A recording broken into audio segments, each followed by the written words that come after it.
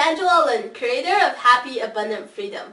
In this video, I want to share with you what you can do to ensure that you reach financial freedom or retirement faster. So here's the thing. A lot of times I hear people who are saying, I want to retire, or I want financial freedom, and when I reach retirement or financial freedom, I'm going to do this, and that.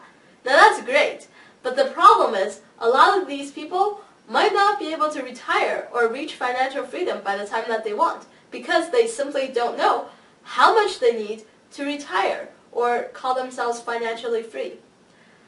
The sad thing is, according to the 2013 Wells Fargo study, which surveyed 1,000 middle-class Americans between the ages of 25 to 75, they found out that 48% of them didn't feel confident that they were able to save enough money for their retirement. And actually 34% of people said that they might have to work until age 80 in order to be able to retire.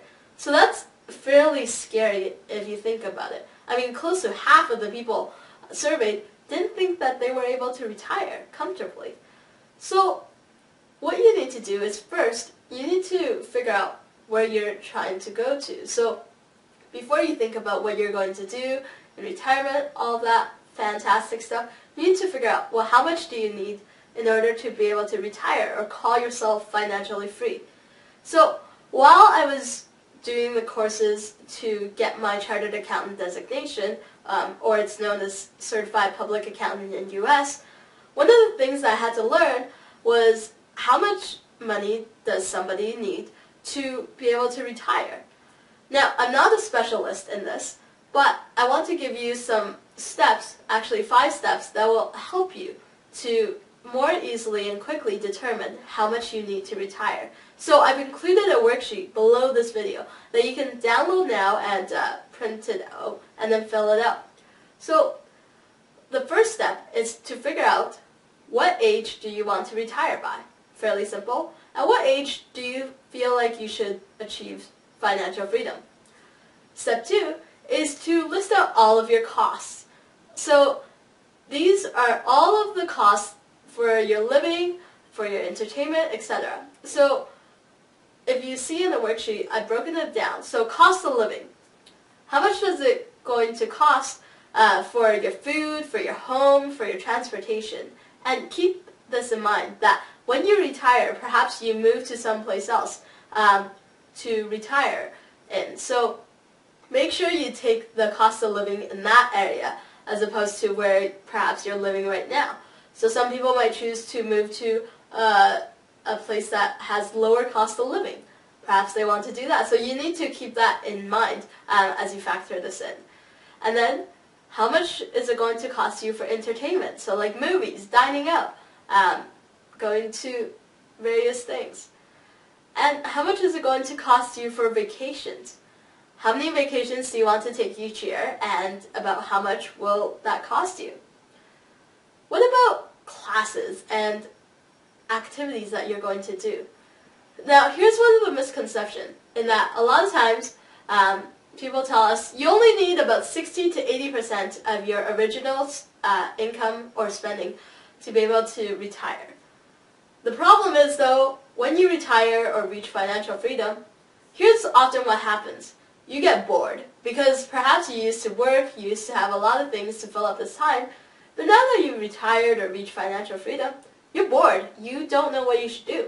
And so perhaps you want to learn things, you want to do things, which some of them might cost money. And so you need to factor that in as well. So it's not necessarily that your cost is going to decrease just because you retired. Sometimes it might stay the same or even increase based on what you want to do. So you have to keep that in mind as well.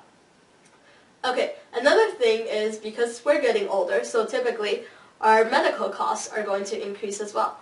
So how much, and this could just be a rough estimate, of medical costs do you think you'll need?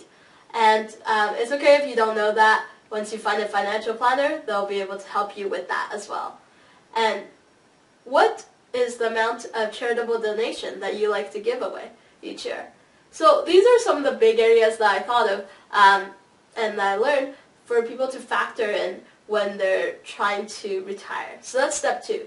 Now step 3 is to determine how much income do you have. So I want you to again split it out. How much income are you making right now from, if you're working at a job, from your job?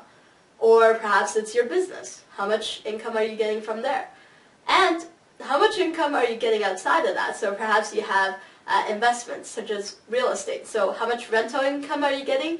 Or if you have a stock portfolio, how much dividends are you getting? So I want you to list all of that out. All of the income that you make, and this shouldn't be just like a one-time thing. It should be something that's consistent from year to year. So that's step 3. Step 4 is to figure out what are the assets that you have and how much are they valued at. So perhaps you have a stock portfolio. Well, what's the market value of that? And it's fairly easy. You just go online or go call up your stockbroker and they'll let you know what your market price of your portfolio is. And then also the other thing for real estate, let's say, what's the market value of that, etc. So once you figure all of that out, your assets, and it could be different types of assets as long as you figure out how much they're worth right now, then finally, after that, step 5 is to simply go find a financial planner or somebody who specializes in retirement planning. And what I want you to bring this filled out sheet to them so that A, they know that you've done your homework. Because a lot of times you go to a financial planner or retirement strategist and they ask you pretty much the same questions. So they might be able to give you some suggestions, but really they're asking you fairly questions that resemble these ones. So bring this to them so that they can help you determine what you need to reach that level of retirement or financial freedom much faster. And by doing your homework first, you also get a better sense of what they're looking for. And you show them that you are serious about your retirement goals. You've done all the homework so that when they actually come talk to you, they won't really try and fool you by giving you a lot of beginner strategies. They will probably make their best effort to help you because they know that you're serious and that you've already done your homework. So this is one way where you can really help yourself out as well. So I want you to complete that exercise and then go call up a financial planner or a retirement strategist and get them to help you figure out how much you need to retire or achieve financial freedom. Because once you figure that out, then it's much easier to figure out, okay, what do I need to adjust perhaps for my spending? How do I make more money so that I can achieve this level of retirement or financial freedom that I truly want? So if you have a friend or a family member who hasn't really given much thought about retirement, but they probably should, or if they want to reach financial freedom, but you haven't really seen much results from them, why don't you share this video with them, just to help them get a clear picture of where it is that they need to go so that they can determine how to get there faster. Now please post any comments about what you thought of this video, or if you have questions, issues. Again, I'm not an advisor in this area, so I suggest that you go find people who are definitely a lot more specialized.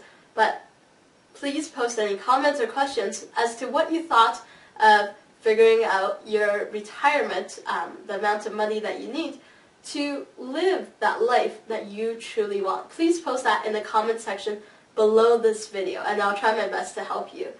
Now, in the next video, we're going to be discussing what's that one role in life that you should be, that you should participate in if you're not doing it so already, that will really allow you to be able to reach financial freedom faster. We're going to discuss that in the next video. So in the meantime, here's to you creating more happiness, abundance, and freedom in your life and your community. Thanks for watching.